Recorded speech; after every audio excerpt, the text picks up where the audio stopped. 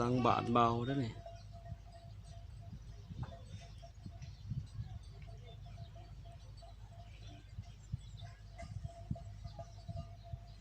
ของการนทค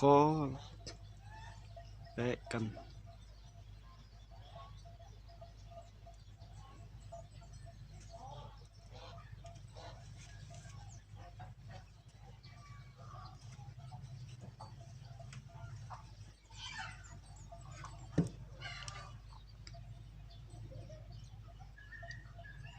บาทกวมพออยู่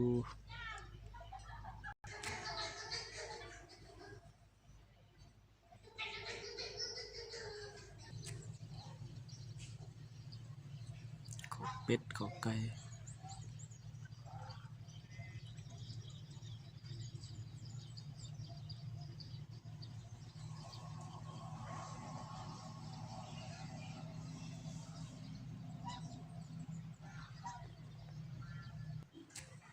ด้านหน้า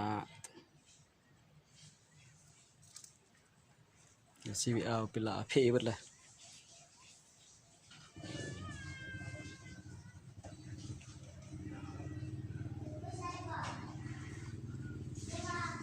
บ่ได้ไปซ้ายเพื่อถ่ายวิดีโอให้ป้าสุก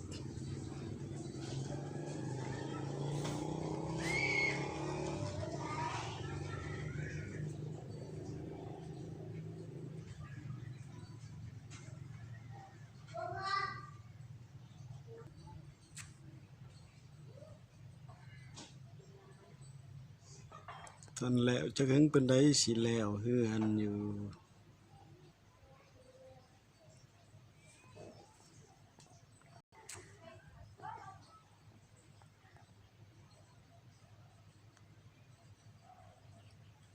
เปื้อนน้ำนี่บวมน้ำก็มีทางออกทางเขาแต่หดหัวลักอยู่นี่แหละดิน